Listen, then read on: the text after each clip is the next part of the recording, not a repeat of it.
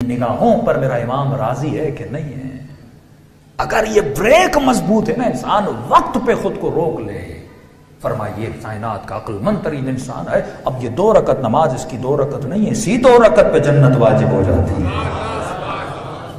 خدا کثرت ذکر کو نہیں دیکھتا، کوانٹٹی کو نہیں دیکھتا، وہ کوالٹی کو دیکھتا ہے.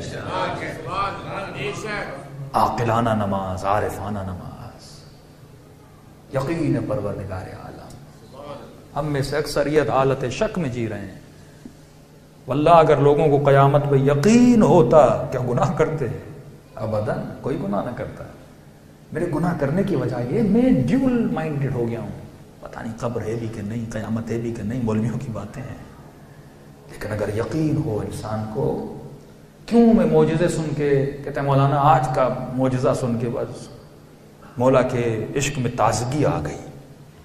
میں نے کہا تجھے پہلے یقین نہیں تھا کہ علی کر سکتے ہیں، ابھی تازگی آ گئی ہے؟ کیوں؟ کیونکہ میرا ایمان کمزور ہے. جب معجزے سنتا ہوں تو ایمان تھوڑا مضبوط ہو جاتا ہے.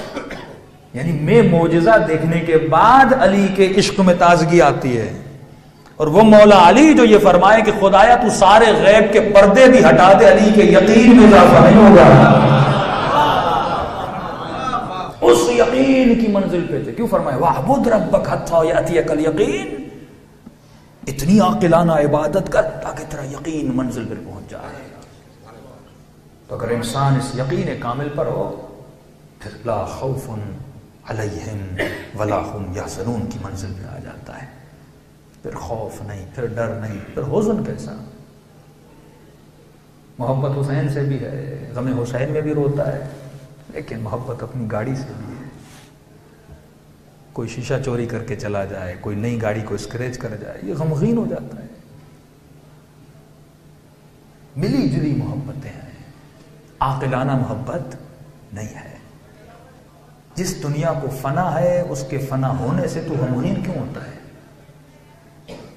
تجھے غم ہونا چاہیے تب جب تو گناہ کرے، تجھے غم ہونا چاہیے تب جب تو اہل بیت کی نافرمانی کرے. یہ بات قابل غم ہے کیونکہ تمہاری آخرت کو تباہ کرے گی. لیکن دنیا میں جو کچھ چلا جائے، سارے امیر لوگ دیکھو بلڈ پریشر کے مریض ہیں. کیوں؟ بزنس میں کبھی اپ اینڈ ڈاؤن ہوتا ہے، کبھی بی پی ہائی، کبھی بلڈ پریشر کا مریض، اٹیک آ جاتے ہیں لوگوں کو. 10 ملین کا نقصان ہو، اٹیک آ گیا بندے خدا کو، کیونکہ اس نے زندگی میں اس مال دنیا سے دل جوڑا ہوا تھا. اور عجیب منزل کربلا ہے. سب کچھ لٹنے کے بعد بھی سیدہ زینب کہتی ہے ماں رائے تو اللہ جلیلہ. یہ یقین پروردگار عالم، اس کائنات کا پتہ اس کی مرضی کے بغیر ہل نہیں سکتا. تو اپنے ٹریک پر چل، پھر جو کچھ تیرے ساتھ ہوتا ہے وہ رب کی مرضی ہے. اب اس کی رضا پہ تو راضی ہو جا. اور فرمایا یہ بیماریاں، یہ سب کچھ پڑھو یار دعائے کمیل، اللہم اغفر لی الذنوب التي تنزل البلاء. ہم نہ ولی ہیں نہ عباد الصالحین ہیں کہ یہ کہیں کہ ہمارے اوپر جو بلائیں آتی ہیں ہمارے لیے امتحان ہے. قطعاً ایسا نہیں ہے. ہم اس منزل تک ابھی پہنچ ہی نہیں پائے. ہماری زندگیوں میں جتنی مصیبتیں، آلام اور بلائیں آتی ہیں، بیماریاں آتی ہیں، وہ ہمارے گناہوں کی وجہ سے. یہ یقین جان لیجیے، چھوٹی سے چھوٹی بیماری جو آپ کو لگتی ہے آپ کے گناہ کی وجہ سے. اگر وہ بیماری ہفتے سے زیادہ بڑھ جائے تو وہ گناہ ہے. ہو ہی نہیں سکتا کوئی مومن اور کرونا میں مبتلا ہو جائے. گناہ کیا ہے تبھی بیماری لگتی ہے. جو دائم الوضو رہے، جو اطاعت اہل بیت میں رہے، بیماری نہیں لگ سکتی. جس محفل میں ذکر اہل بیت ہو، معصوم صحیح سند حدیث ہے، اس محفل میں خدا بلا نازل کرتا ہی نہیں ہے. قطعاً خدا بلا نازل نہیں کرتا.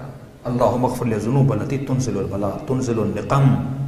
بلائیں، بدبختیاں، تغیر النعم، نعمتیں آتی ہیں لیکن میرے گناہوں کی وجہ سے واپس چلی جاتی ہیں.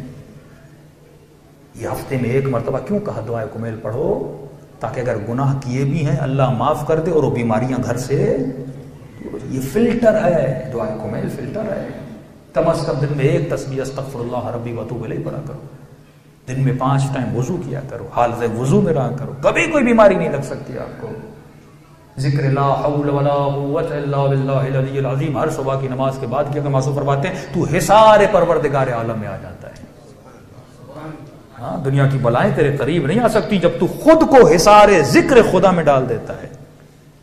اپنی زبانوں کو فضولیات سے بچاؤ اور 24 گھنٹہ ہاتھ میں ایک تسبیح فذکر انما انت مذکر.